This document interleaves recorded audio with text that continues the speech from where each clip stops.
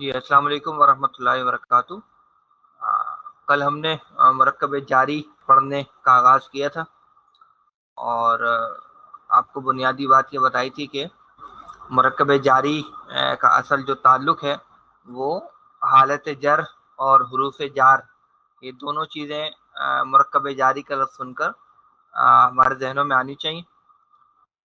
तो कल जो हमने देखा था क्लास में वो ये था कि हमारे पास हरूफ जार कौन से होते हैं। ठीक है, कि बुनियादी तौर पर हमें इस वक्त जो चीज़ तलाश जिस चीज़ की तलाश है वो है ये कि हमारे पास कुछ हरूफ जार होंगे और उन हरूफ जार की वजह से उसके बाद आने वाला जो इस्म होगा वो हालत जर में आ जाएगा। तो गोया हरूफ जार और उसके साथ जो इस्म कोई भी आएगा जो हालत जर में आएगा, ये दोनों मिलकर मुरक्कब जारी बनाएंगे। तो इस वक्त हमें उन हरूफ जार की तलाश है कि जिनकी वजह से वो कोई भी इस्म जो है वो हालत जर में आएगा। तो वो हरूफ जार, उसके लिए हमने एक बड़ा आसान सा, एक मशहूर सा शेर जो है वो समझने की कोशिश की थी और मैंने आपको बताया भी था कि इसको पढ़ेंगे कैसे कि बाओ ताओ काफो लामो वाओ मुंजो मुदखला रुब्बा हाशा मिन आदा फी अन आला हत्ता इला। तो ये जो शेर है इसके बारे में हमने कल गुफ्तगू की थी और उस गुफ्तगू का हासिल ये था कि इस शेर के अंदर कुल हमारे पास जो हरूफ हैं वो है 17। ठीक है, यानी कुल जो हरूफ जार हैं अरबी जुबान के अंदर वो 17 हैं।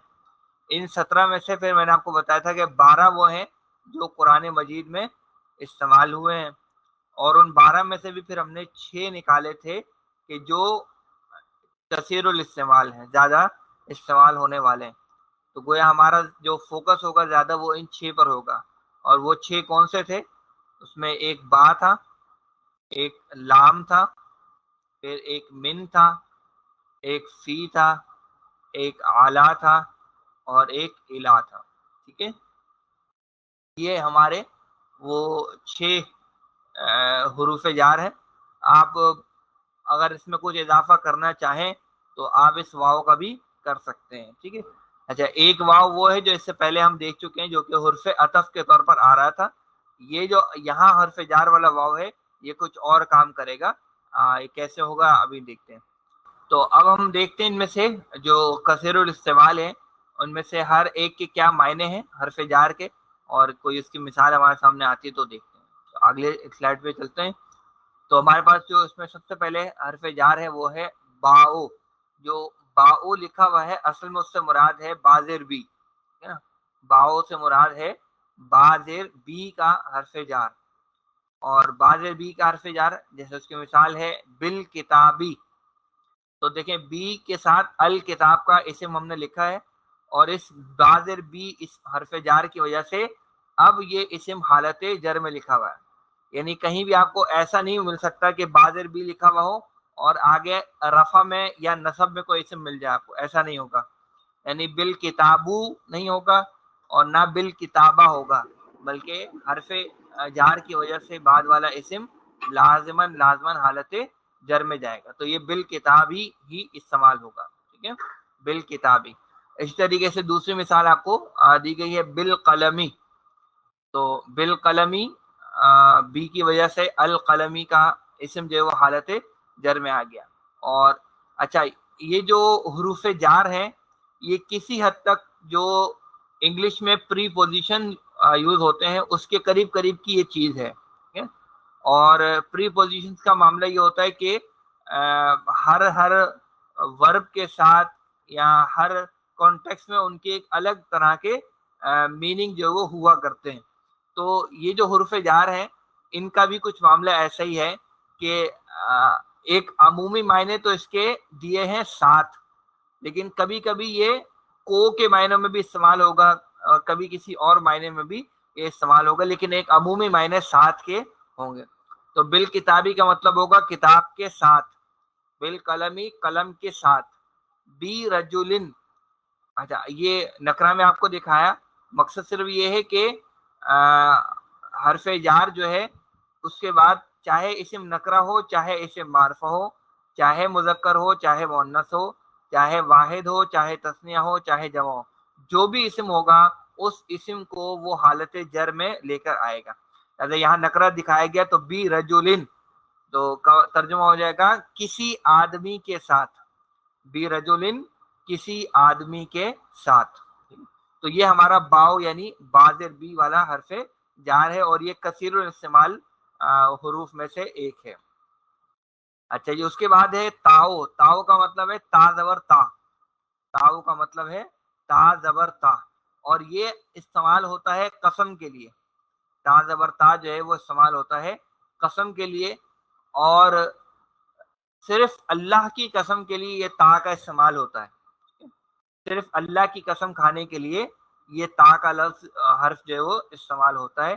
تو خود قرآن مجید میں یہ اللہ کے نام کے ساتھ ہی آیا ہے، تاللہ. تاللہ کا مطلب ہے اللہ کی قسم. تاللہ کا مطلب ہوگا اللہ کی قسم. تو یہ اتنا زیادہ قرآن مجید میں استعمال نہیں ہوا ہے، شاید بہت زیادہ ہوں گے تو 3-4 جگہوں پر یہ قرآن مجید میں استعمال ہوا ہوگا، اور سب جگہ اللہ کے نام کے ساتھ ہی استعمال ہوا ہے. اچھا، پھر ہے جی کافو. کافو کا مطلب ہے کاف زبر کا. جی کاف زبر کا، اس کے معنی ہوتے ہیں مانند یا جیسا، ٹھیک ہے نا، یا سملر ٹو جس کو کہتے ہیں، یا لائک کے معنوں میں یہ لفظ استعمال ہوتا ہے. جیسے اس کی کچھ مثالیں ہیں، کا شجرن. کاف حرف جار آیا جس کی وجہ سے آپ دیکھ رہے ہیں شجرن، یہ جو ہر لفظ تھا وہ حالت جر میں چلا گیا. تو کا شجرن کا مطلب ہو جائے گا کسی درخت کی مانند. کسی درخت کی مانند. اس طریقے سے مثال دی ہوئی ہے کل اسدی.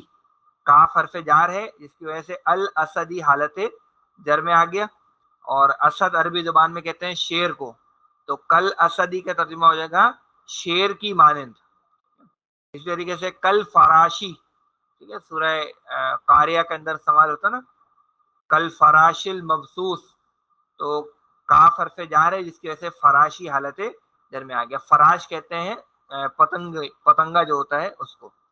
تو کل فراشی پتنگے کی مانند یا پتنگوں کی مانند. ٹھیک ہے، تو یہ ہو گیا جی. آگے بڑھتے ہیں حرف جار میں. ہمارے پاس اگلا ہے لامو. لامو کا مطلب ہے لام زیر لی.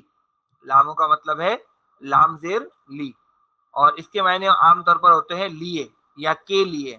جیسے للہ اللہ کے لیے، لی زیدن زید کے لیے، ٹھیک ہے نا، لی نبیین کسی نبی کے لیے، لی مسلمن کسی مسلمان کے لیے، وغیرہ وغیرہ. تو یہ لی جو ہے یہ بھی کثیر الاستعمال ہمارے حروف جار میں سے لی. اگلا ہے جی واو، اور اس کے آگے لکھا ہوا ہے کہ یہ بھی قسم کے لیے استعمال ہوتا ہے. تو جو تا تھا وہ بھی قسم کے لیے تھا، یہ واو ہے یہ بھی قسم کے لیے ہے. فرق دونوں میں یہ ہے کہ واو کسی بھی چیز کی قسم کھانے کے لیے استعمال ہو سکتا ہے. اللہ کی قسم کے لیے بھی استعمال ہو سکتا ہے، اور اللہ کے علاوہ کسی اور چیز کی قسم کے لیے بھی استعمال ہو سکتا ہے. لیکن جو تا کا حرف جار تھا وہ صرف اور صرف اللہ کی قسم کھانے کے لیے استعمال ہو سکتا ہے. تو واو سے جو قسم کے معنوں میں 30ویں پارے میں بہت سی صورتیں ہیں جو اس سے شروع ہوتی ہیں، جیسے والعصری. تو سورۃ العصر میں آپ بچپن سے پڑھتے آئے ہوں گے والعصری، لیکن کبھی آپ نے غور نہیں کیا ہوگا کہ یہ اسرو کیوں نہیں ہے، والعصرو کیوں نہیں ہے، یا والعصرا کیوں نہیں ہے، یہ والعصری کیوں ہے. تو اب آپ کو اس کا ریزن پتہ لگ گیا ہے کہ یہ واو کیونکہ حرف جار والا واو ہے، اور یہ واو اس کو زیر دیتا ہے، اور اسی لیے اس کا ترجمہ کیا ہوتا ہے، قسم ہے زمانے کی، ٹھیک ہے، یا تیزی سے گزرتے ہوئے زمانے کی. تو یہ قسم کا مفہوم اس واو سے آتا ہے. اسی طرح سے والشمسی، والشمسی کا ترجمہ ہو جائے گا سورج کی قسم. والفجری کا مطلب ہوگا فجر کی قسم. ٹھیک ہے، تو یہ واو حالت جر میں لے آئے گا اور قسم کا مفہوم اس میں آ جائے گا ہمارے پاس. جی اگلا ہے من. من کے معنی ہے سے. من کا مطلب ہے سے، اور یہ بھی کثیر الاستعمال حروف جار میں سے ہے. جیسے من المسجدی، ٹھیک ہے نا. تو من کو، اس من کو کی خاص بات یہ ہے کہ جب اس کو آگے ملانا ہوتا ہے تو اس کو ہم زبر دے کر ملاتے ہیں. عام طور پر کسی ساکن حرف کو آگے ملانا ہوتا ہے تو ہم زیر دے کے ملاتے ہیں، لیکن یہ من جو ہے وہ ایک استثناء ہے، ایک ایکسیپشن ہے. اس کو اگر ہمیں آگے ملانا ہوتا ہے تو ہم زبر دے کر ملاتے ہیں. بہرحال یہ ایسی ایک ضمنی بات ہے. تو من المسجدی کا مطلب ہوگا مسجد سے، من اللہ اللہ سے، ٹھیک ہے نا.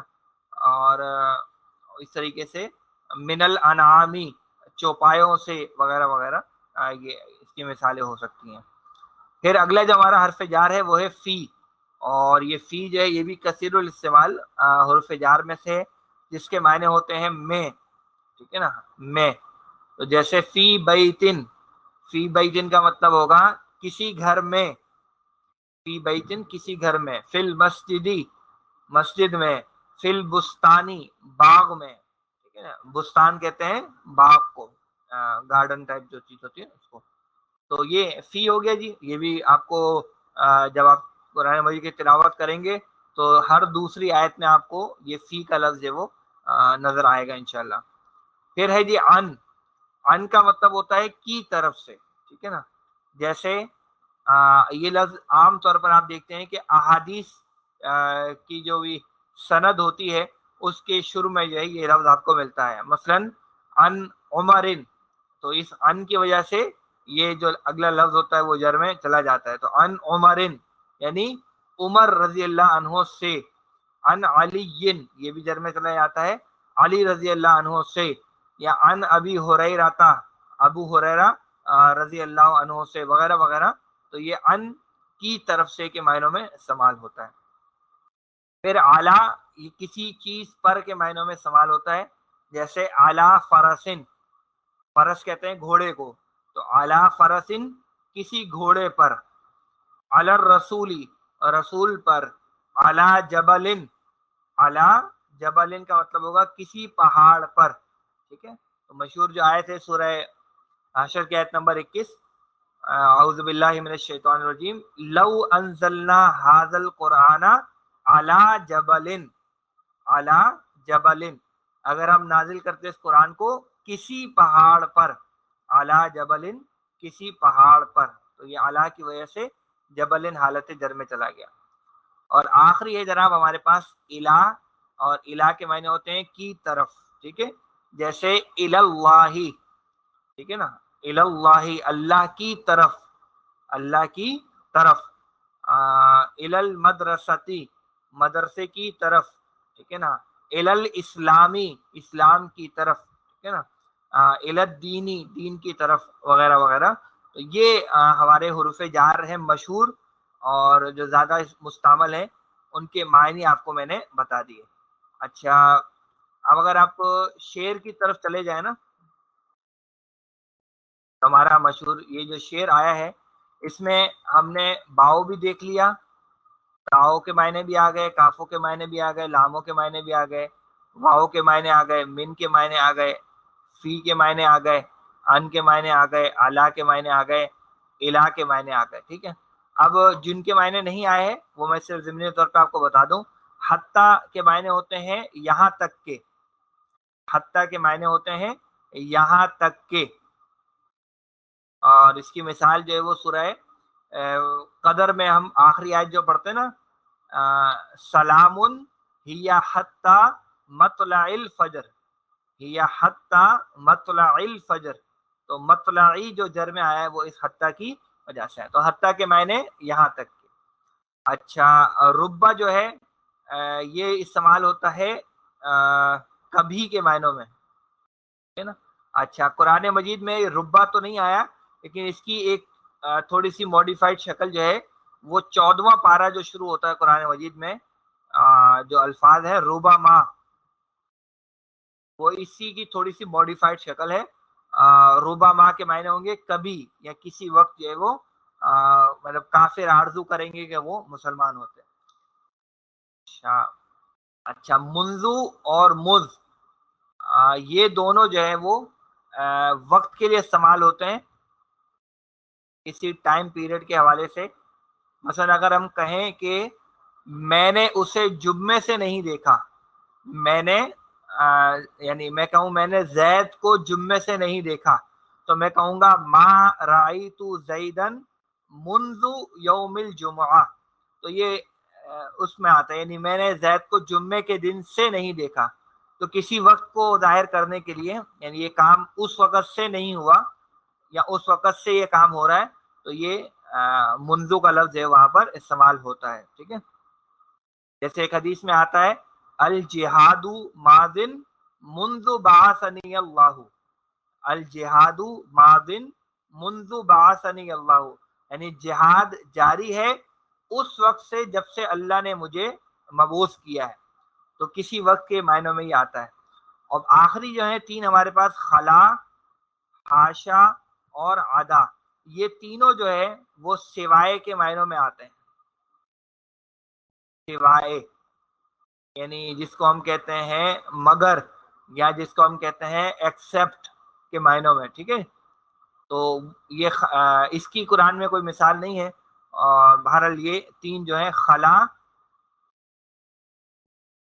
حاشا اور عدا، یہ تینوں جو ہے وہ سوائے کے معنوں میں استعمال ہوتے ہیں. ٹھیک، تو یہ اس طرح سے 17 حروف جار جو ہیں وہ ہمارے سامنے آتے ہیں. تو اب ہم آگے بڑھتے ہیں اور کوشش کرتے ہیں کہ یہ مشق کی طرف جو ہے بڑھے. تو یہ سب ہم دیکھ چکے ہیں. ٹھیک، تو اب ہمارا مرکب جاری جو بنے گا وہ کچھ اس طرح سے بنے گا کہ ہمارا کوئی ایک حرف جار ہوگا اور اس حرف جار کی وجہ سے کوئی اسم ہوگا جو کہ مجرور ہو جائے گا. ٹھیک ہے، اور جب ہم ترجمہ کریں گے تو ترجمہ ہم ریورس کر دیں گے، پہلے صراط کا ترجمہ کریں گے اور پھر ہم اعلیٰ کا ترجمہ کر دیں گے. تو اعلیٰ صراطن کا مطلب ہو جائے گا کسی راستے پر، کسی راستے پر. تو مرکب جاری میں جناب دو ہمارے اجزاء ہوں گے، ایک حرف جار ہوگا اور دوسرا اسم ہوگا جو کہ حالت جر میں آ جائے گا. عربی میں حرف جار پہلے آئے گا اور اس حرف جار ہی کی وجہ سے اس کے بعد والا اسم وہ مجرور ہو جائے گا اور وہ بعد میں آئے گا. ٹھیک ہے، اور اردو کے حساب سے ہم ترجمہ ترتیب الٹ کر کر رہے ہوں گے. ٹھیک ہے جی. اچھا، یہ ایک جو حرف جار لی ہے اس کے بارے میں ایک خاص بات یہاں پر آپ کو بتائی گئی ہے کہ جب یہ لی کا لفظ کسی معرف باللام اسم پر داخل ہوگا، مثال کے طور پر ہمارے پاس ایک لفظ ہے رسول، بغیر ال کے یہ لفظ ہے رسول. جب میں اس پر لی داخل کروں گا، یعنی جب میں اس پر لی لگا دوں گا تو کیا ہوگا؟ یہ ہو جائے گا لی رسول، لی رسول. لیکن جب میں ال والے اسم پر اس کو داخل کروں گا، یعنی یہ ہوگا الرسول. اگر میں اس لی کو الرسول پر داخل کروں گا تو اس کو یہ اس طرح سے نہیں لکھا جائے گا، یعنی یہ اس طرح سے نہیں لکھا جائے گا کہ ہم لی اور الرسول اس طرح نہیں لکھا جائے گا، بلکہ یہاں یہ بات بیان کی جا رہی ہے کہ حرف جار لی جب کسی معرف باللام اسم پر داخل ہوتا ہے تو اس کا حمزۃ الوصل لکھنے میں بھی گر جاتا ہے. تو گویا یہ والا جو حمزۃ الوصل ہے، یہ جو شروع میں حمزۃ الوصل ہے، یہ لکھنے میں بھی گر جائے گا. تو اس کو پھر ہم اس طرح سے لکھیں گے. ٹھیک ہے، لر، رسو اور لی، تو لر رسول. تو جیسے یہاں بھی آپ کو مثال دی ہوئی ہے المتقین، المتقین پر جب لی ہم داخل کریں گے تو یہ جو حمزۃ الوصل ہے یہ لکھنے سے بھی ڈراپ ہو جائے گا اور للمتقین جو وہ لکھا جائے گا. تو یہ صرف لی کے بارے میں ہے. یہ بات اگر ذہن میں رہ جائے تو اچھی بات ہے، نہیں رہے تو یہ کوئی بہت زیادہ بڑے مسئلے والی بات نہیں ہے. صرف لکھنے کے حوالے سے جو فرق واقع ہوتا ہے اس حرف جار لی کی وجہ سے صرف وہ آپ کو یہاں پر بتایا گیا ہے. باقی یہ کوئی اس کا گرامر سے کوئی بہت گہرا تعلق نہیں بنتا ہے.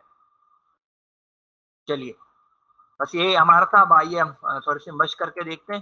ہمارے پاس جو ووکیبلری ہے اس کو اگر آپ دیکھیں تو پہلا ہمارے پاس لفظ ہے حدیقتن. حدیقتن کہتے ہیں جی باغ کو. اچھا، ایسے ہی آپ کو ضمنی طور پر بتا دوں، باغ کے لیے ایک لفظ ہم نے بستان کا بھی استعمال کیا تھا.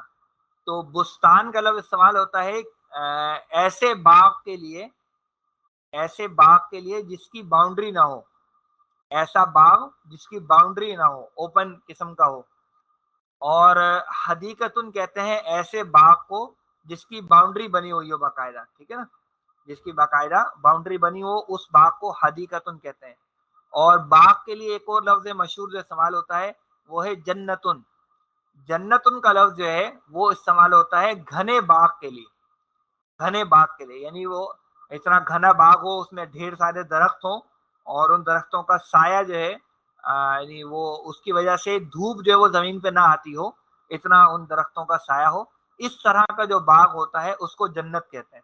تو بستان ایسا باغ جس کی باؤنڈری نہ ہو، حدیقہ ایسا باغ جس کی باؤنڈری ہو، اور جنتن گھنا باغ. ٹھیک ہے، ارے یہ ضمنی بات تھی. اچھا، پھر ہمارے پاس لفظ ترابن جو کہ مٹی کے معنوں میں آتا ہے. برن کہتے ہیں جی نیکی کو، ظلمتن اندھیرا، یمین دائیں طرف رائٹ سائڈ کو، اور شمالن کہتے ہیں لیفٹ سائڈ کو بائیں طرف کو. مع کے معنی ہوتے ہیں جی ساتھ کے، اور ذلن کے معنی ہوتے ہیں سایہ، شیڈو. ٹھیک ہے، چلیے یہ ووکیبلری ہو گئی جی. اب آئیے ذرا ہم کچھ ترجمے کرنے کی کوشش کرتے ہیں. تو ہمارے پاس آ رہا ہے جی فی حدیقتن. اب فی حدیقتن میں آپ کو کوشش کریں، پہلے حرف جار آپ کو بہت واضح نظر آ جائے گا فی، اور فی جو حرف جار ہے اس کی وجہ سے حدیقتن کا لفظ ہے وہ حالت جر میں آ گیا. تو ہم کہیں گے یہ جار ہو گیا اور یہ مجرور ہو گیا، اور جار مجرور مل کر کیا بن گیا ہمارا مرکب جاری. تو فی حدیقتن کا ترجمہ کیا ہو جائے گا؟ یہ چونکہ نکرہ میں آیا ہے اس لیے ہم کہیں گے کسی باغ میں. کسی باغ میں، یا ترجمہ کر سکتے ہیں ایک باغ میں، کسی باغ میں یا ایک باغ میں. ٹھیک ہے جی، بالکل ماشاءاللہ.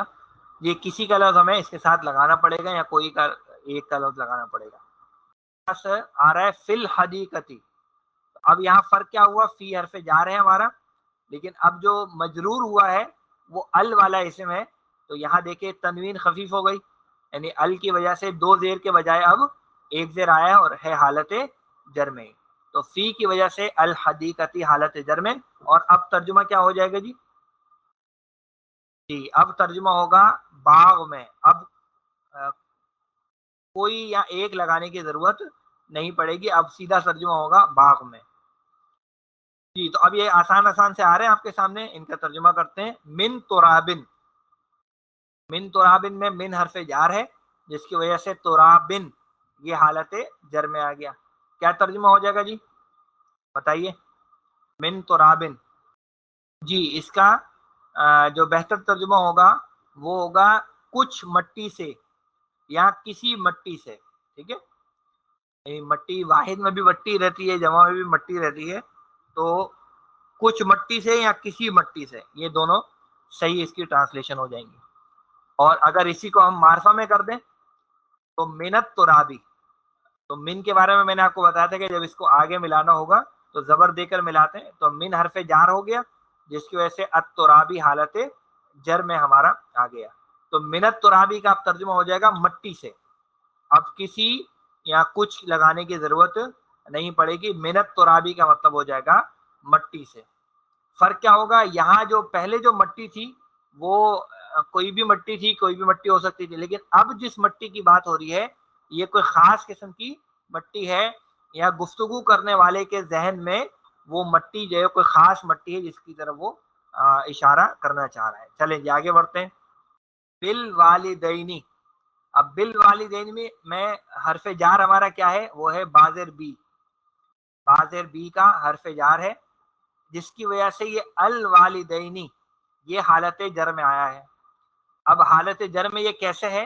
اس کے لیے آپ یہ دیکھیے اس کا واحد جو ہمارے پاس لفظ ہے وہ ہے والدن. کا واحد لفظ ہے والدن. اچھا، والدن کی اگر ہم گردان کریں، اس کی شکلیں بنانے کی کوشش کریں تو والدن، والدن، والدن یہ واحد میں ہو گیا رفع نصب جر. تسنیہ میں یہ کیا ہو جائے گا؟ والدانی، والدینی، والدینی. ٹھیک ہے. اچھا، اور اس والدانی پر میں ال لگا دوں، ال لگا دوں، معرفہ کر دوں تو الوالدانی، الوالدینی، الوالدینی. تو جر میں یہ ہوتا ہے الوالدینی. تو جب میں نے بازر بھی لگا دیا تو اس کے بعد یہ حالت جر میں آ گیا الوالدینی. ٹھیک ہو گیا. ترجمہ کیا ہو جائے گا؟ جی اس کا ترجمہ ہو جائے گا والدین کے ساتھ یا والدین سے، والدین سے یا والدین کے ساتھ۔ اب میں نے آپ کو بتایا تھا یہ جو بازر بھی ہے یہ سیاق و سباق میں مختلف اس کے پھر معنی ہوتے رہتے ہیں، تو والدین کے ساتھ یا والدین سے دونوں ترجمے اس کے صحیح ہوں گے۔ چلیے آگے بڑھتے ہیں۔ اعلیٰ صراطن، یہ تو ہم نے ابھی تھوڑی دیر پہلے دیکھ لیا تھا۔ اگلا ہم دیکھتے ہیں الی المسجدی۔ الی المسجدی میں حرف جار ہے الی، اور المسجدی اس الی کی وجہ سے حالت جر میں آ گیا۔ آسان سا ترجمہ ہے، بتائیے جلدی سے۔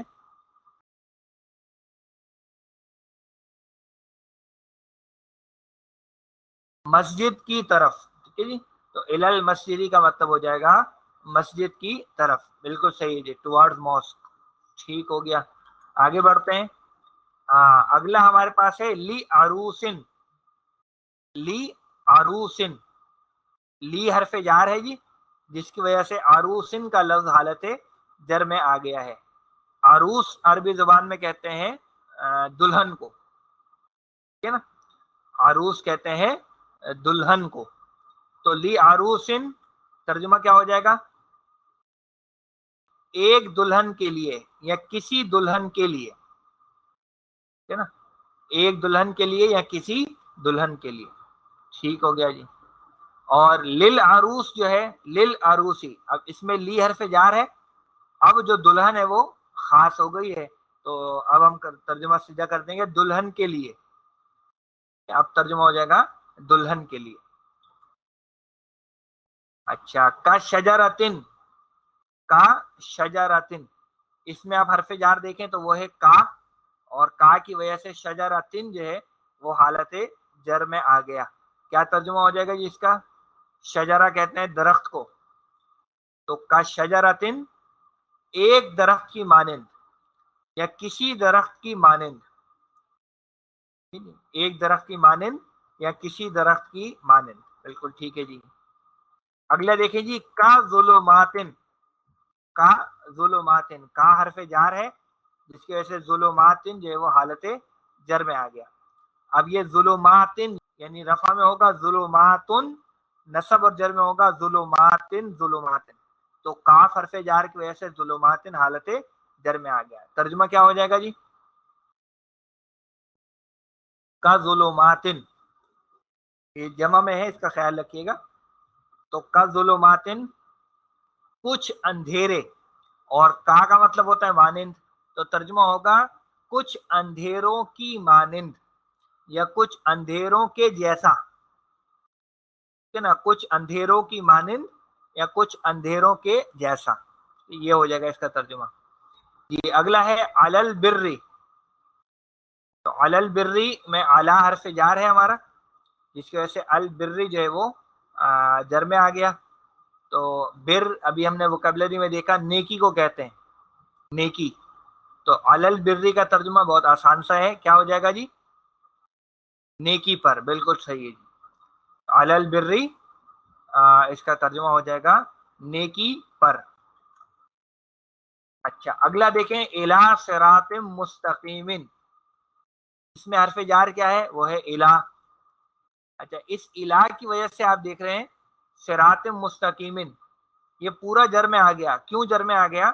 کیونکہ صراط مستقیم پورا کا پورا مرکب توصیفی ہے، اور مرکب توصیفی میں ہم نے اصول یہ پڑھا تھا کہ موصوف اور صفت چاروں اعتبار سے ایک دوسرے کے برابر ہوں گے، تو اس الہ کی وجہ سے جب ہمارا یہ موصوف صراطن جر میں گیا تو مرکب توصیفی کا تقاضا یہ تھا کہ پھر مستقیمن جو کہ صراطن کی صفت ہے وہ بھی جر میں جائے گی، ٹھیک ہے جی، تو الہ صراط مستقیمن کا ترجمہ بتائیے کیا ہو جائے گا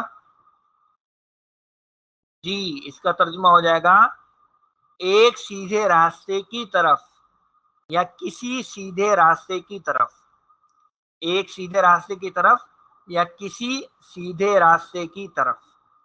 تو یہ آپ کو آخری مثال میں یہ بات بھی سامنے آ گئی کہ جو حرف جار ہیں وہ ہمیشہ کسی سنگل اسم پر نہیں آئیں گے، وہ مرکب پر بھی آ سکتے ہیں، اور جب وہ مرکب پہ جائیں گے تو پھر پورے مرکب کو وہ حالت جر میں لے جائیں گے، ٹھیک ہے۔ اب آئیے ذرا کچھ ایک دو کر لیتے ہیں. اردو سے عربی. اردو سے عربی. تو پہلا ہمارے پاس ہے اندھیروں سے نور کی طرف. اندھیروں سے نور کی طرف. اس میں پہلے یہ آئیڈینٹیفائی کریں کہ ہمارے پاس حرف جار کون سا استعمال ہوگا یا کون سے استعمال ہوں گے. تو آپ اس میں دیکھ سکتے ہیں ایک ہمارے پاس آ رہا ہے سے اور دوسرا آ رہا ہے کی طرف. سے اور کی طرف. اچھا, سے کا تعلق ہے اندھیروں کے ساتھ اور کی طرف کا تعلق ہے نور کے ساتھ. تو سے کے لیے ہمارے پاس کون سا حرف جار ہے؟ سے کے لیے ہمارے پاس حرف جار ہے من کا. اور کی طرف کے لیے ہمارے پاس حرف جار ہے الا کا. الا. تو اندھیروں کے ساتھ ہم من لگائیں گے اور نور کے ساتھ ہم الا لگائیں گے. اچھا, اندھیروں جو ہے وہ جمع میں ہے تو کیا ہو جائے گا جی؟ جی اس کو عربی میں بنانا ہے جی, اردو میں نہیں بتانا, عربی میں بنانا ہے. تو عربی میں کیسے بنائیں گے؟ اندھیروں کے لیے لفظ ابھی ہم نے دیکھا تھا ظلمات. اچھا, یہاں پر کچھ وغیرہ نہیں لگا ہوا نا, کچھ نہیں لگا ہوا بلکہ معرفہ میں ہی ہے. تو اس کو ہم لکھ لیں گے اس طرح سے, منز ظلو من الظلماتی. ٹھیک ہے, من الظلماتی اور پھر الا آئے گا اور اب آئے گا ان نوری. اور یہ وہ ترکیب ہے جو قرآن مجید میں بھی کئی مرتبہ استعمال ہوئی ہے. من الظلماتی الی النوری, اندھیروں سے روشنی کی طرف یا اندھیروں سے نور کی طرف. ہو گیا. اچھا جی, پھر ایک اگلا ہے جی ایک نور پر ایک نور. ایک نور پر ایک نور. اب اس میں آپ حرف جار کو پہچاننے کی کوشش کریں تو حرف جار اس میں استعمال ہوا ہے پر, اور پر کے لیے ہمارے پاس کیا لفظ ہے وہ ہے اعلی. ٹھیک ہے نا, اعلی. تو ایک نور کے لیے کیا لفظ ہے ہمارے پاس؟ نورن. نکرا میں نورن, اور پھر آ جائے گا اعلی. اور اس اعلی کی وجہ سے اب جو نور کا لفظ لکھا جائے گا وہ حالت جر میں ہوگا. تو نورن اعلی نورن. نورن اعلی نور. اردو میں بھی عام طور پر استعمال نورن اعلی نور کا لفظ ہے وہ استعمال ہوتا ہے. تو نورن اعلی نورن. آخری آپ کے لیے ہے جی داہنے اور بائیں طرف. یہاں پر کیا ہے بیسیکلی طرف. تو یہاں یہ طرف کا جو لفظ ہے وہ آ رہا ہے, اور اس کے لیے ہم عام طور پر ان کا لفظ استعمال کرتے ہیں. ان کا جو حرف جار ہے تو ان کا حرف جار آ جائے گا, اور پھر داہنے اور بائیں کے لیے ہمارے پاس الفاظ موجود ہیں. دائیں کے لیے یمین کا لفظ ہے اور بائیں کے لیے شمال کا لفظ ہے. تو یہ بن جائے گا جی, شروع میں لائیں گے ہم ان, اور ان کے بعد آئے گا انل, انل یمینی, اور پھر آئے گا واو و شمالی. انل یمینی و شمالی. اس طرح سے یہ صحیح ہمارا مرکب جاری کا ترجمہ ہو جائے گا. ماشاء اللہ. اچھا, کچھ قرآنی مثالیں دیکھ لیں جلدی سے, پھر کلاس کو ختم کرتے ہیں. اب آپ دیکھیے جیسے آیا ہے بالصبری والصلاتی. بالصبری والصلاتی. تو اس میں آپ دیکھ سکتے ہیں حرف جار کیا ہے, وہ ہے بازر بی. اور اس بازر بی کی وجہ سے الصبری بھی جر میں ہے اور الصلاتی بھی جر میں ہے. اور یہ جو بیچ میں واو ہے یہ حرف عطف والا واو ہے, یہ قسم والا واو نہیں ہے. کیونکہ جو قسم والا واو ہوتا ہے وہ شروع میں آتا ہے, وہ قسم والا واو جو ہے وہ بیچ میں نہیں آتا. بیچ میں جو واو آتا ہے وہ حرف عطف والا ہوا کرتا ہے عام طور پر. تو یہ اور کے معنوں میں ہوگا, یہ قسم کے معنی میں نہیں ہے. تو بی کی وجہ سے آپ دیکھ رہے ہیں صبری بھی جر میں ہے اور الصلاتی بھی جر میں ہے. تو بالصبری والصلاتی کا ترجمہ ہو جائے گا صبر اور نماز کے ساتھ. صبر اور نماز کے ساتھ, یا صبر اور نماز سے. صبر اور نماز کے ساتھ یا صبر اور نماز سے. عن الیمینی و عن الشمالی، یہ ابھی آپ سے جو بنوایا تھا میں نے وہ اس میں طرف جو تھا وہ ایک ہی دفعہ لکھا ہوا تھا، اس لیے ہم نے ایک ہی دفعہ عن کا لفظ استعمال کیا تھا۔ البتہ قرآن مجید میں سورہ قاف کے اندر جب یہ استعمال ہوا ہے تو دونوں جگہ پر عن آیا، تو ہم اس کا ترجمے میں دونوں دفعہ طرف کا ترجمہ کریں گے۔ تو عن الیمینی دائیں طرف سے، و عن الشمالی اور بائیں طرف سے۔ عن الیمینی دائیں طرف سے، و عن الشمالی اور بائیں طرف سے۔ تو اس ان کی وجہ سے یمینی بھی جر میں ہے، اور اس ان کی وجہ سے یہ شمالی بھی جر میں ہے۔ ٹھیک ہو گیا جی۔ اگلا ہے والقرآن المجیدی۔ اچھا، اب آپ دیکھ سکتے ہیں کہ یہ جو واو آیا ہے یہ کون سا واو ہے؟ یہ واو ہے قسم والا واو، اور اس واو کی وجہ سے آپ دیکھ سکتے ہیں کہ یہ حالت جر میں آ گیا۔ اچھا، القرآن ہمارا موصوف بنا ہے، تو جب موصوف جر میں گیا ہے تو اس کی صفت بھی کس میں جائے گی؟ جر میں، تو اس لیے المجیدی جو ہے وہ بھی حالت جر میں آ گیا۔ تو والقرآن المجیدی کا ترجمہ کیا ہو جائے گا جی؟ جی، بزرگی والے قرآن کی قسم۔ جی، بزرگی والے قرآن کی قسم، بزرگی والے قرآن کی قسم۔ یہ آخری ہے جناب بالکل، اور سورہ فجر کی ابتدائی آیات ہیں آپ کے لیے۔ کیا ہے جی؟ والفجری ولیال عشر والشفع والوتر۔ اب یہ نوٹ کیجئے کہ اس میں جو قسم والا واو ہے نا وہ یہ پہلا والا واو ہے بس، اور یہ جو آگے واو آ رہے ہیں یہ سب حرف جار ہیں، سوری حرف عطف ہیں، اور حرف عطف کیا کرتا ہے؟ پیچھے والے کا اثر ہی آگے جو ہے وہ آتا جاتا ہے اور وہ ملاتا چلا جاتا ہے پیچھے والے کے ساتھ ہی۔ اسی لیے آپ دیکھتے ہیں کہ کیا ترجمہ ہوگا؟ والفجری، قسم ہے فجر کی، پھر اس کا ترجمہ ہم کرتے ہیں اور اس کا ترجمہ دوبارہ قسم نہیں کرتے، قسم تو ایک مرتبہ یہ واو آ گیا ہے، اب اس قسم کا اثر چلتا رہے گا جب تک آپ اس حرف عطف واو کے ساتھ اسما کو جوڑ کر آگے چلاتے چلے جائیں گے، ٹھیک ہے؟ لہذا قسم کا ترجمہ ایک ہی دفعہ ہے، قسم ہے فجر کی، ولیال عشر، لیال یہ جمع ہے لیلتن کی، اور لیلتن کہتے ہیں رات کو، تو ولیال عشر کا ترجمہ ہوگا اور 10 راتوں کی، عشر 10 کو کہتے ہیں، تو ولیال عشر اور 10 راتوں کی قسم، ٹھیک ہے؟ مراد یہی ہے۔ اور والشفع والوتر، شفع کہتے ہیں جی ایون نمبر کو، ایون جفت جس کو اردو میں کہتے ہیں، اور وتر کہتے ہیں اوڈ نمبر کو، طاق اردو میں جس کو کہتے ہیں طاق، اور شفع سے مراد ہے جفت، یعنی جفت کا مطلب ہے ایون نمبر، اور وتر کا مطلب ہے اوڈ۔ اور قسم ہے تو قسم ہے فجر کی اور 10 راتوں کی اور جفت اور طاق کی، اور جفت اور طاق کی، ٹھیک ہے نا؟ تو اصل میں یہ کچھ اوقات ہیں جن کی قسمیں کھائی گئی، جیسے فجر کے وقت کی قسم ہے، لیال عشر سے مراد لی گئی ہیں ذوالحجہ کے جو ابتدائی 10 ایام ہوتے ہیں، ذوالحجہ کے مہینے کی جو ابتدائی 10 راتیں 10 دن ہوتے ہیں ان کی طرف اشارہ ہے۔ اور طاق اور جفت سے تو آپ اچھی طرح واقف ہی ہیں، اشارہ ہے رمضان کے آخری عشرے کی طرف۔ رمضان کے آخری عشرے میں خاص خیال رکھا جاتا ہے کہ بھئی آج طاق رات ہے اور آج جفت رات ہے، آج لیلۃ القدر ہو سکتی ہے، اور اس طرح سے تو یہ کچھ مبارک وقت اوقات ہیں ان کی قسم جو ہے وہ یہاں پر کھائی گئی۔ تو امید ہے کہ یہ یہاں پر واضح ہوگا جی۔ تو یہ جناب ہمارا آج کا چیپٹر تھا مرکب جاری کے حوالے سے، الحمدللہ ہم نے اس کو مکمل کر لیا۔ اب کل کی جو ہماری کلاس ہوگی اس میں ہم انشاءاللہ اب جو ہے وہ مرکب اشاری پڑھیں گے، تو آپ کو انشاءاللہ کل ہم اشارے کرنا سکھائیں گے۔